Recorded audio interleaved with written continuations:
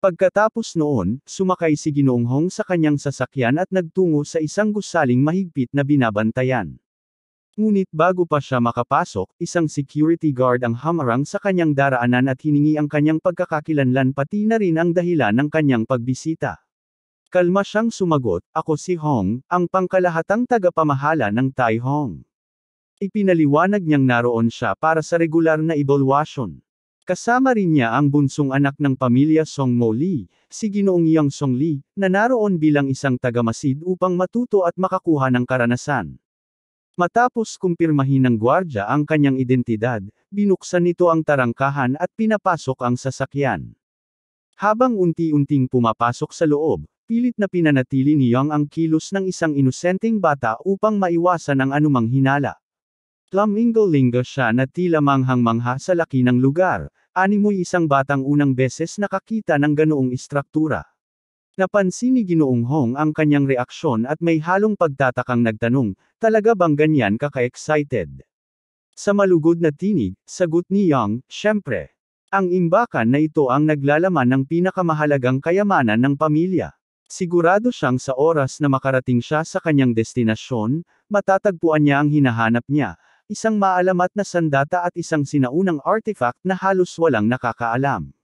Para sa mga naghahanap ng bihirang relikya, ang lugar na ito ay maaaring nagtataglay ng mga bagay na higit pa sa kanilang inaasahan, sapagkat ito ang arsenal ng Le Martial clan. Habang naglalakad, ipinaliwanag ni Ginoong Hong na sa ibabang palapag matatagpuan ang mga sandatang selyado dahil sa matinding dahilan. Sa gulat, nagtanong si Yang, "Ibig sabihin ba, ang mga sandatang ito ay may kakayahang lamunin ang sinumang gagamit sa kanila?" Bahagyang ngumiti si Hong at tumango. "Mukhang alam mo na ang tungkol sa ganitong mga bagay. Pero tandaan mo, ang padalos-dalos na paggamit ng ganoong sandata ay maaaring magdulot ng pisikal at mental na kapahamakan." Napansin niya ang bahagyang pag-aalala sa mukha ni Yang kaya tinanong niya, "Ano, magpapakalayo-layo ka na ba? Natatakot ka na ba?" Ngunit mariing tumugon si Yang, "Hindi po." Tumango si Hong at sinabing wala siyang dapat ipag-alala, dahil kahit gusto niyang pumasok sa mapanganib na bahagi ng arsenal, hindi pa rin siya papayagan.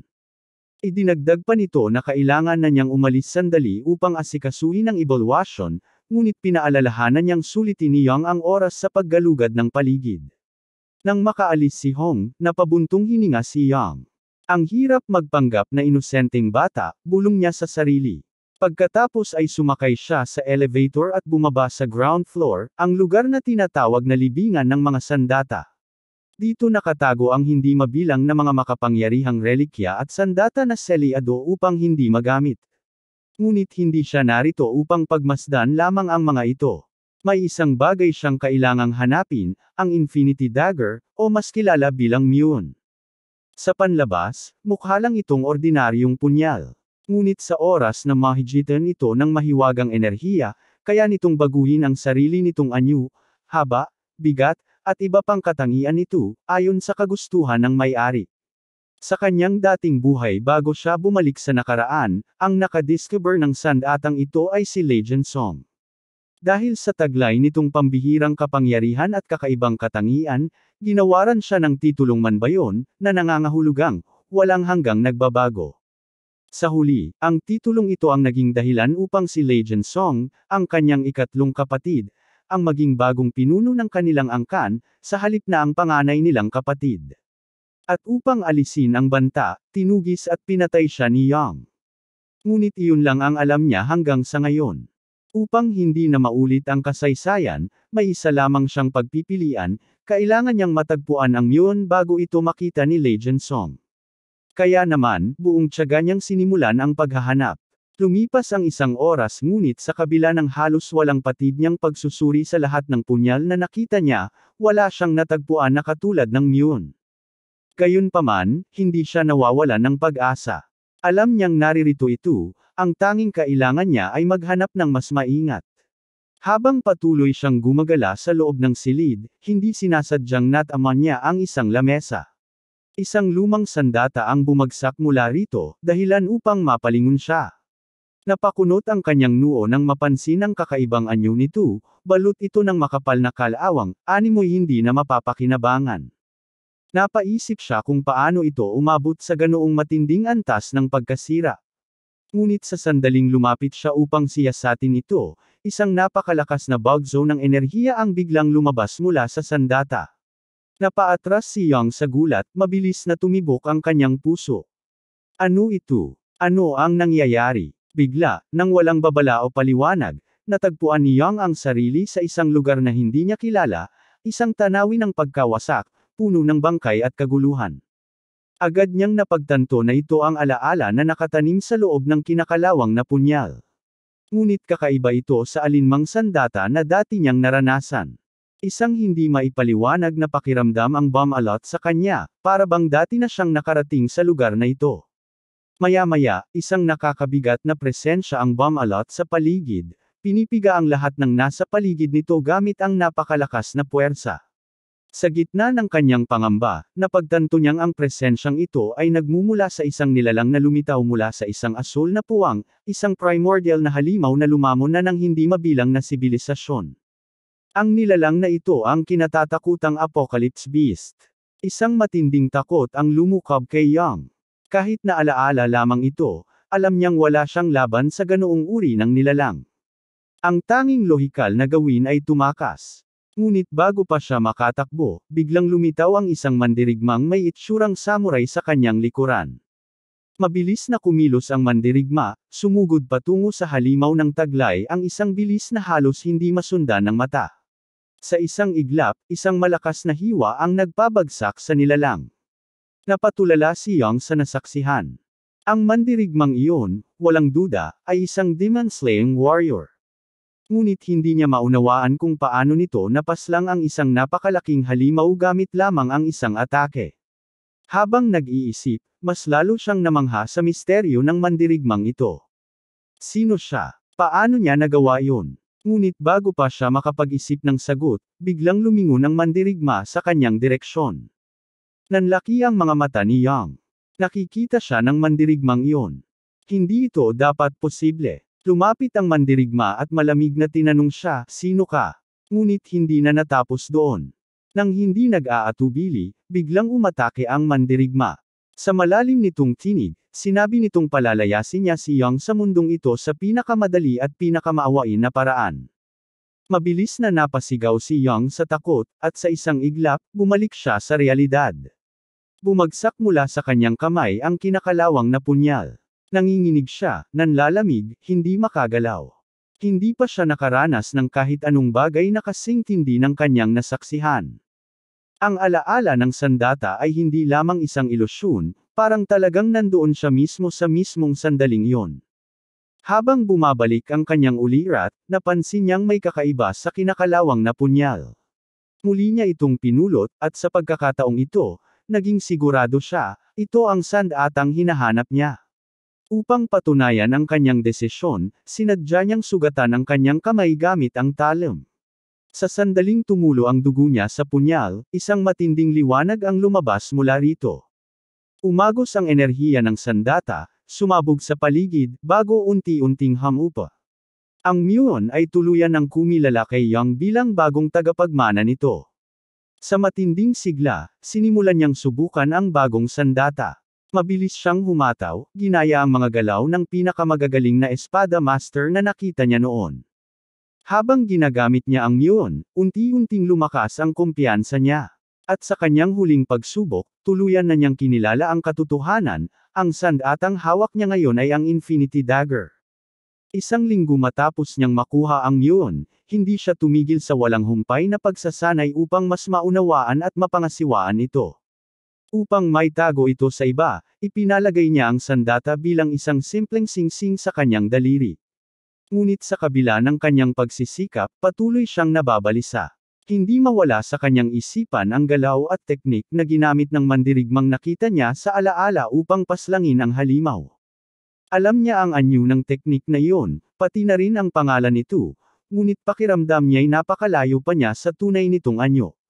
Isa lang ang sigurado niya, ang galaw ng mandirigmang iyon ay hindi lamang simpleng lakas. Ito ay may kasamang matinding galing, bilis, at perpektong paggalaw. At ngayon, ang tanging tanong sa kanyang isipan ay ito, kailan niya mararating ang antas na yon.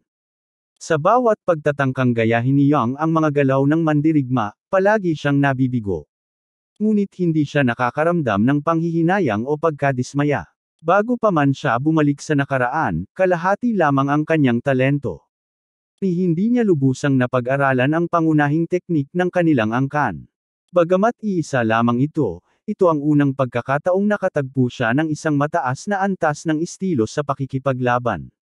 Kaya naman, kailangang maunawaan niya kung paano eksaktong isinagawa ng mandirigma ang mga walang kapintasang galaw na yon. Sa lahat ng nakakita, siya lamang ang pinakamalapit sa mandirigma at ang nag-iisang nakaaalala ng eksaktong paraan ng kanyang pakikipaglaban. Biglang may di inaasahang ideyang sumagi sa isip ni Yang.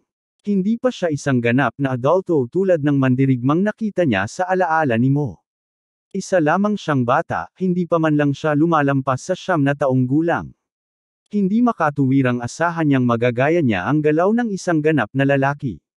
Kaya naman, napagtanto niyang kailangang isaayos ang teknik upang umangkop sa kanyang murang katawan at lakas. Sa muling pagsubok, isinagawa niya ito ng may mas mahinahong kontrol at liksi.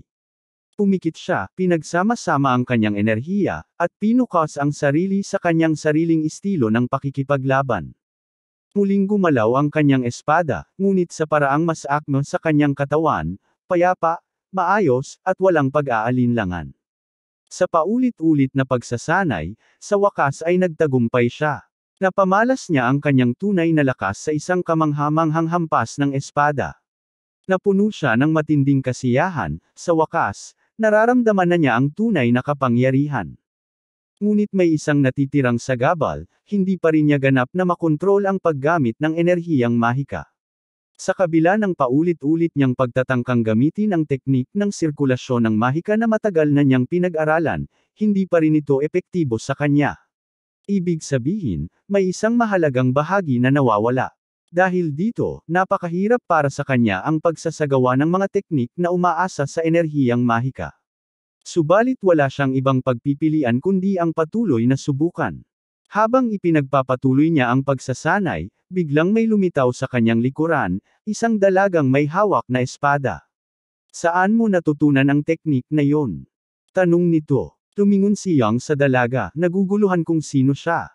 Ngunit agad niyang napansin ang kanyang maitim na buhok at pulot piukiutang mga mata, mga katangiang nagpapahiwatig na kabilang siya sa tuwirang linya ng angkang Songmo. Nagulat ang dalaga sa kanyang reaksyon. Hindi mo ba talaga ako kilala, o nagkukunwari ka lang? Tanong nito na may halong pagtataka. Ngunit ilang saglit pa, natawa ito ng bahagya. Baka nga hindi mo pa ako nakita noon, pabiro nitong sabi. Hindi naman ako madalas magpakita. Lumapit ito ng bahagya at muling nagtanong, ano ang pangalan mo? Sumagot si Yang at ipinakilala ang sarili.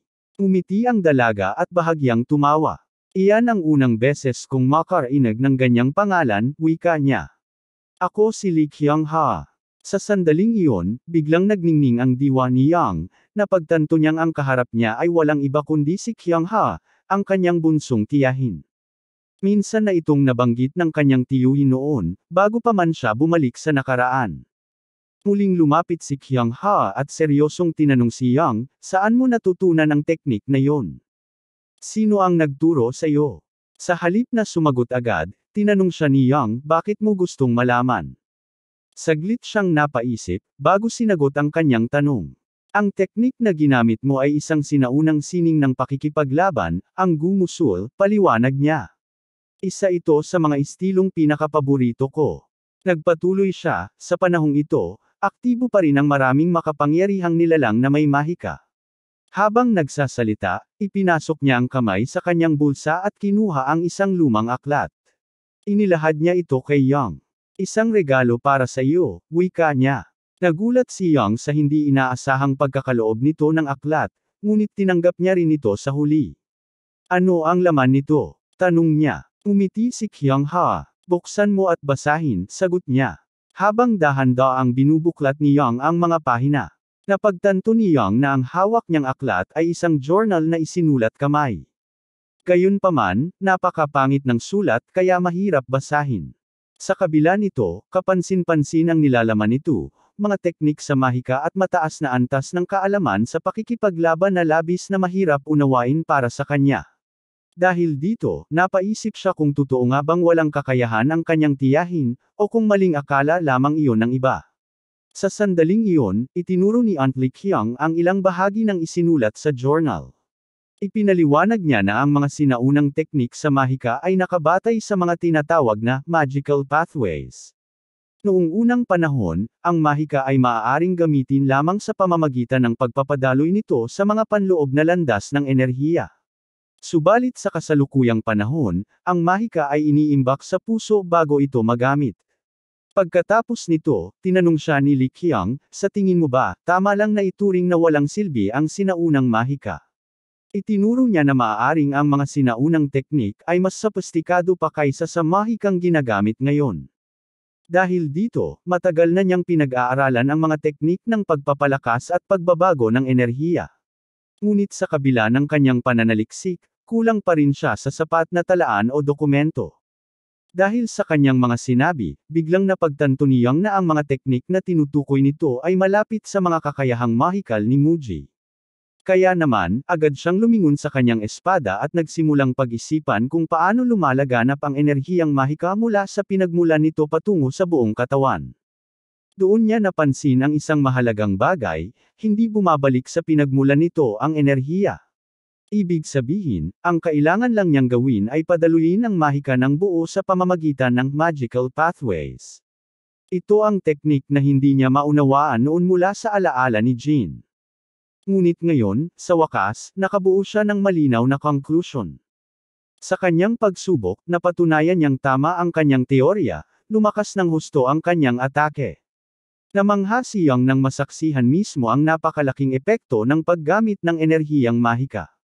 Ngunit hindi lang siya ang nagulat, maging si Aunt Li Qiang ay hindi makapaniwala.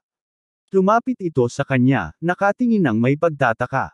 Naiintindihan mo ba talaga kung ano ang nagawa mo?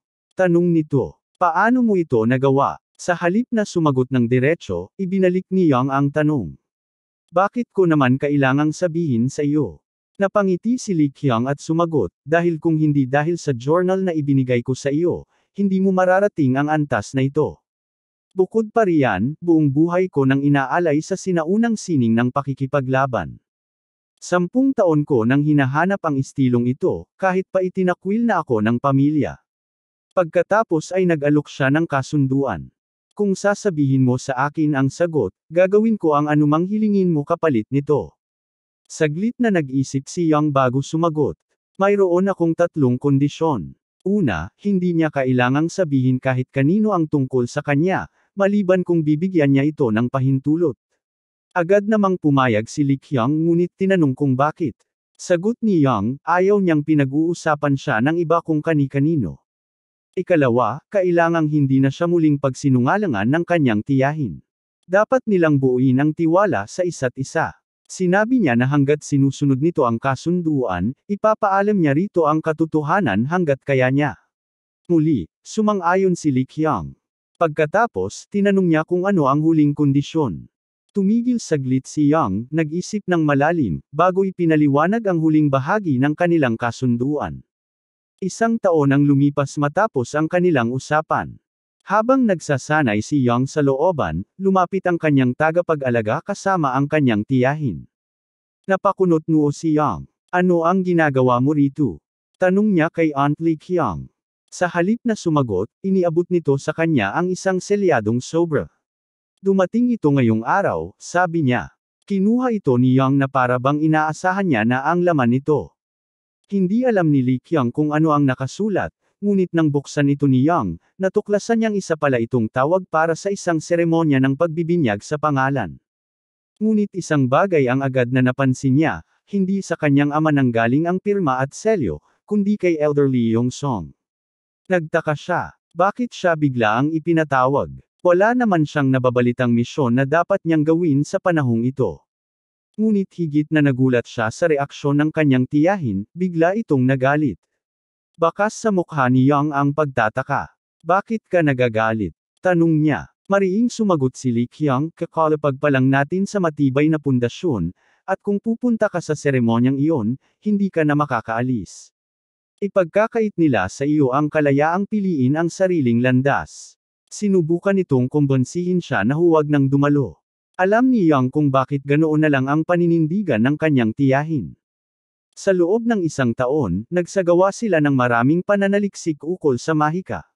Pinag-aaralan nila ang pinagkaibang prinsipyo ng sinaunang mahika, na nakabatay sa magical core, at ang makabagong mahika, na umaasa naman sa magical pathways. Sama-sama nilang sinusubukan lumikha ng bagong anyo ng mahika, isang sistema na pagsasamahin ang dalawang paraan. Sa kanilang pag-aaral, natuklasan nilang maaaring gamitin ang magical core bilang imbakan at panghubog ng enerhiya, habang ang magical pathways naman ang magsisilbing daluyan upang mas epektibong makontrol at maisagawa ang mga teknik. Ngunit kung pupunta si Young sa seremonya ng pagbibinyag sa pangalan, maaaring mawala ang lahat ng kanilang pinaghirapan. At sa isiping iyon, natagpuan ni Young ang sarili sa harap ng isang mahalagang desisyon. Dahil sa biyayang ito, nagkaroon si Young ng pambihirang kakayahang mahika na higit pa sa kanyang mga kapwa mag-aaral. Ngunit ngayon, alam niyang patuloy siyang pipigilan ng kanyang tiyahin na dumalo sa seremonya. Gayunpaman, batid niya ang matinding kaparusahan kung hindi siya sisipot sa seremonya ng pagpapangalan. Kaya sinubukan niyang ipaliwanag sa tiyahin na hindi niya maaaring iwasan ang seremonya. Pinakalma niya ito, sinabing hindi naman kailangang mag-alala. Kahit mababawasan ang kanilang oras sa pananaliksik, magpapatuloy pa rin ang kanyang pagsasanay sa mahika at ang pagpapanumbalak ng sinaunang sining ng mahika ayon sa kanilang plano. Nag-aalalang nagtanong ang tiyahin kung paano niya ito maisa sa katuparan, lalo na't tiyak na magiging abala siya sa pagsasanay para sa seremonya. Sumagot si Young na sabay niyang pagsasanayin ang makabagong teknik ng mahika habang ipinagpapatuloy ang kanyang pag-aaral sa sinaunang sining ng mahika. Pinyanatag niya ang tiyahin, sinabing walang dapat ipag-alala. Sa ganoong paraan, sinimulan ni Young ang kanyang espesyal na pagsasanay para sa seremonya ng pagpapangalan. Ipinahayag ni Instructor Jang Wook na magsisimula sila sa pagtanggap ng mga atake gamit ang mahika sa loob ng kalahating oras. Napansin ni Young na malaki na ang ipinagbago ng kanyang kakayahan kumpara noon, tulad ng kanyang inaasahan. Dati, bilang ika-9 na anak na ni hindi sumailalim sa kahit pangunahing pagsasanay, dapat sanay agad siyang bumagsak at mawala ng malay. Ngunit ngayon, kaya na niyang ipagtanggol ang sarili laban sa mga pag-atake. Napansin ito ng instructor. Kitang-kita niyang parang naglalaro lang si Young habang hinaharang ang bawat atake ng walang kahirap-hirap. Ngunit higit pa roon, napansin din niyang kasabay ng pagtatanggol ni Young ay ang maingat nitong pagmamasid sa ika-8 mag-aaral, sinusuri ang kakayahan nito at inaalam kung epektibo ang nakaraang pagsasanay na tinanggap nito mula sa mga instructor. Isang bagay na labis na ikinagulat ng instructor, lalo na't nagmumula ito sa isang batang itinuring na anak sa labas na wala pang 10 taong gulang. Sa puntong ito, tila isang insulto na lang ang patuloy na pagtawag kay Young bilang isang anak sa labas, lalo na't ipinakita na niya ang pambihirang kakayahan niya. Napaisip si Instructor Jang Wook, kailangang baguhin niya ang kanyang pananaw. Ang pagsasanay na ito ay hindi lang paghahanda para sa seremonya ng pagpapangalan. Isa rin itong paraan upang maipasa sa susunod na henerasyon ng mga batang Panginoon ang lahat ng kanilang nalalaman.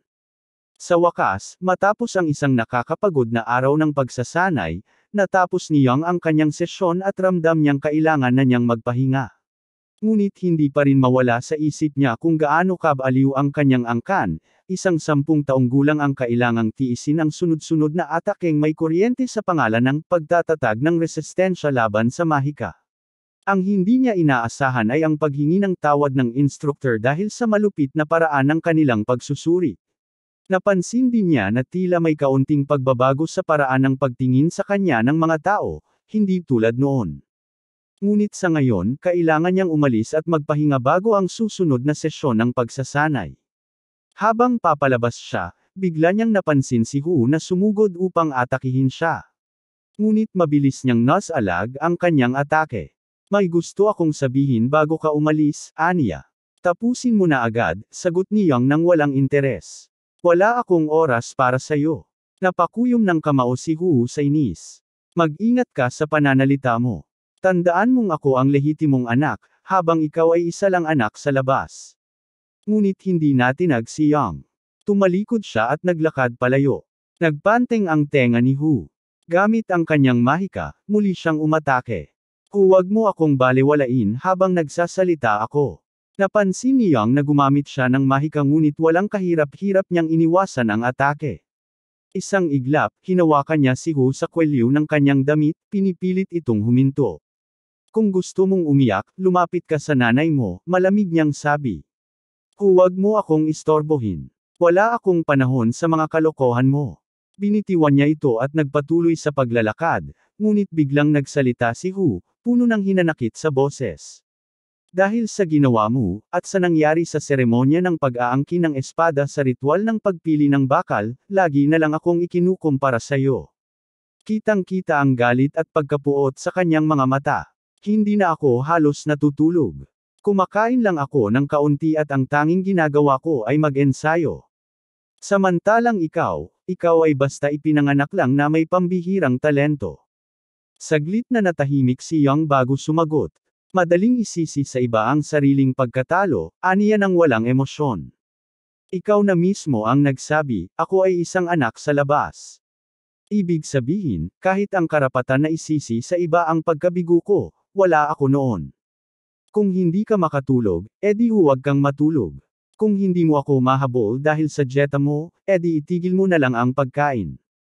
At kung may galit ka sa akin, edi gawin mo ang lahat para talunin ako.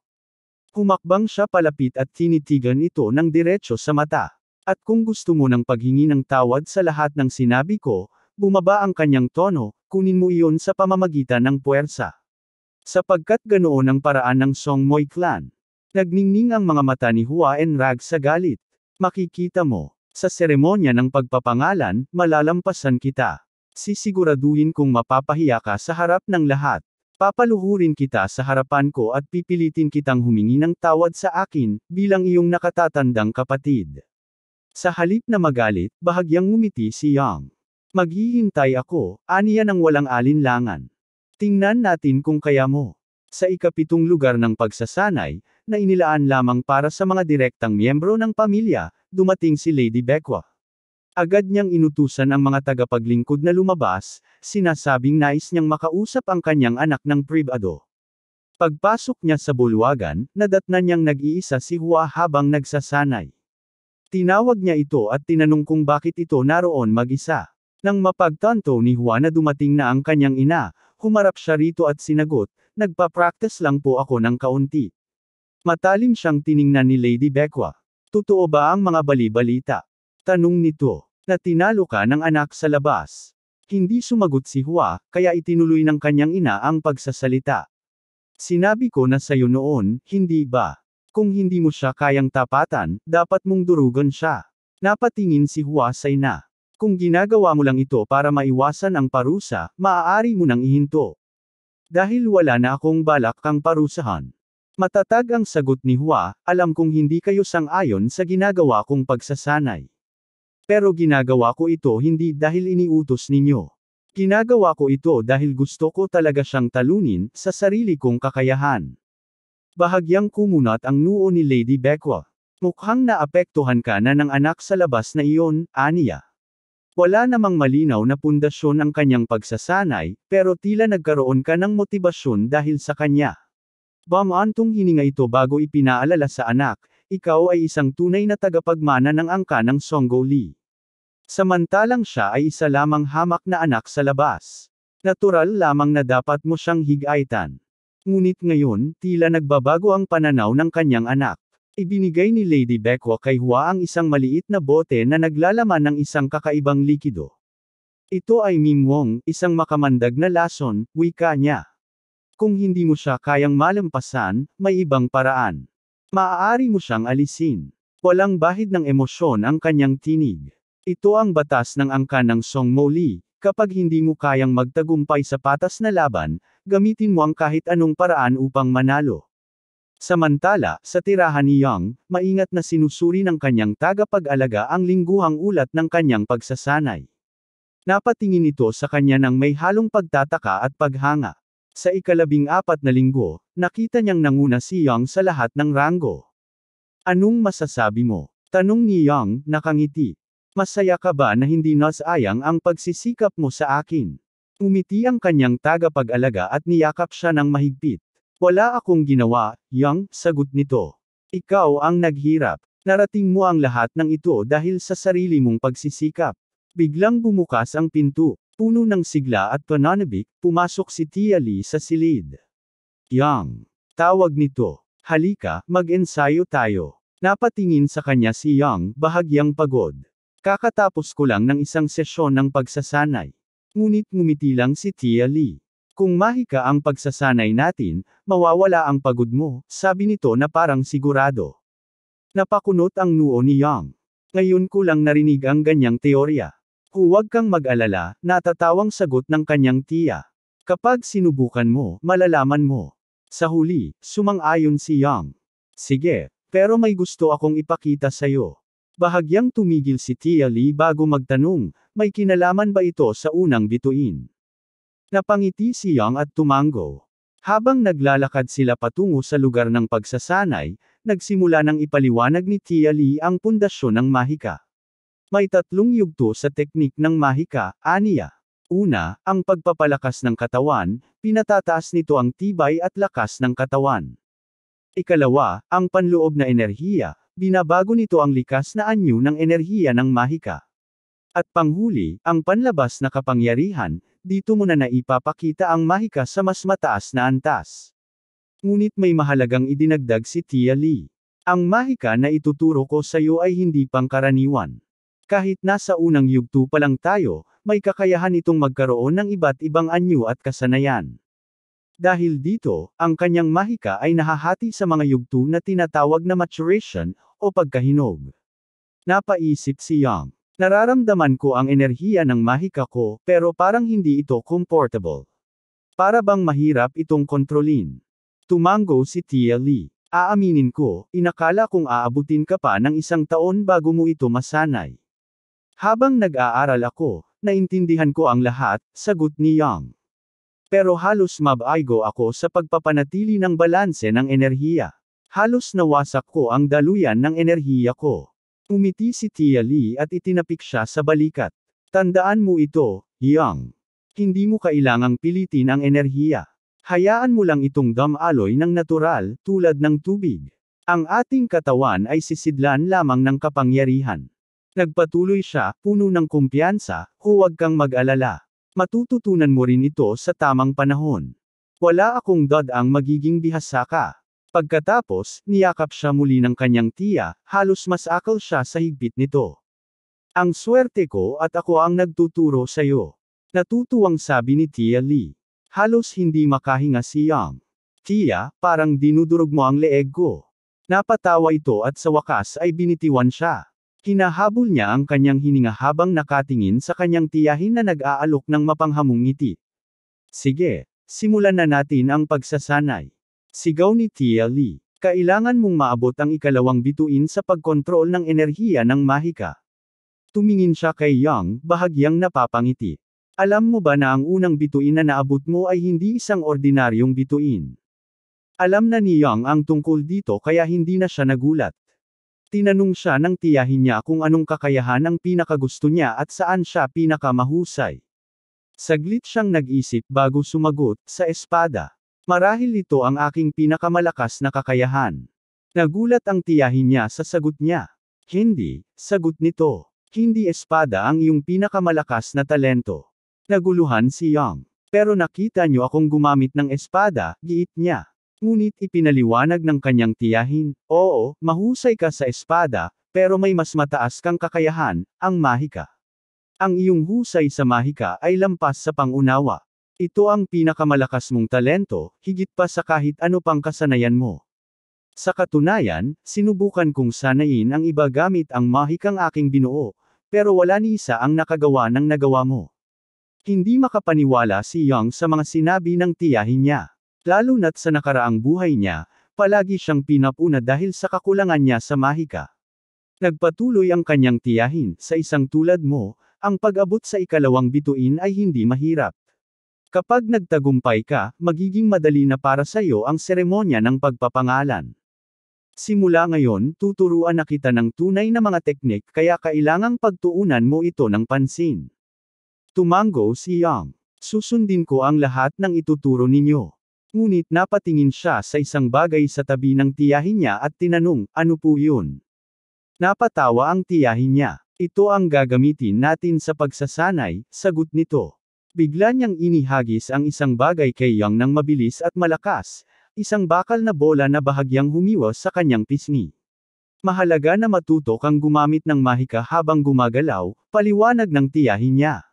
Ang mahikang ginagamit habang nakatayo lang ay patay na mahika. Magsisimula na ang mesensi ng pagsasanay para sa seremonya ng pagpapangalan. Sa susunod na sesyon ng pagsasanay, ipinakilala ang pinuno ng Blood Tiger Corps, si Li Junquan. Ako ang magsasanay sa mga bata ng Songmoy Clan, anunsyo niya.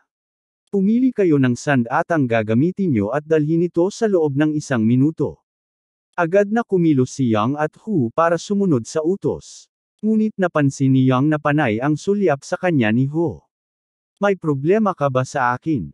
Tanong ni Yang. Saglit na nag-alinlangan si Hu bago umiling. Wala akong gusto mula sayo. Pagkatapos ay tinanong niya, gumagamit ka rin ba ng espada? Habang naglalakad, sumagot si Yang nang hindi lumilingon, hindi. Napakunot noo si Hu. Pero sa mga obserbasyon ko, sigurado akong magaling ka sa espada. Pagkatapos nilang pumili ng sandata, bumalik sila sa harap ng instructor nilang si Yong. Tiningnan sila nito bago lumingon kay Yang. Ano ang ginagawa mo? Tanong ng instructor. Kumukuha ng mga sandata, sagot ni Yang. Napangiwi si Yong. Ang sabi ko, kunin lang ang sandatang gagamitin ninyo. Tumango si Yang. Ito ang mga gagamitin ko. Napatingin ng masama ang instructor sa kanya. Akala ko matalino ka, pero isa ka palang hanggal, aniya.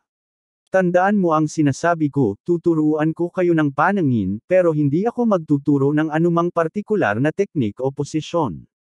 Maraming mga nakatagong lihim ang Songmoy Clan, at tinatawag itong mga hidden techniques. Para maunawaan ang mga ito, kailangan niyong gisingin ang sixth sense, na nananahan sa inyong dugo. Simula ngayon, ang tungkulin ko ay tulungan kayong gisingin ito, kaya huwag niyong gawing mas mahirap ang trabaho ko. Parehong natigilan sina Yang at Hu, hindi tiyak kung ano ang susunod na mangyayari. Ngunit biglang umatake ang instructor. Huwag kayong mawala ng malay sa simula pa lang. Babala niya, dapat agad kayong mag-focus. Mabilis siyang sumugod kay Yang at pinalipad ito palayo gamit ang isang malakas na suntok. Agad namang kumilos si Yang, pinilit na ipagtanggol ang sarili at salagin ang suntok. Napansin ng instructor ang mabilis na reaksyon ni Yang at napangiti. Hindi masama, bulong nito sa sarili. Samantala, hindi pa rin makapaniwala si Yang sa matinding estilo ng pagsasanay ng instructor. Masyadong brutal, pero wala siyang pagpipilian. Sa nakaraan niyang buhay, hindi siya nakatanggap ng ganitong klase ng pagsasanay.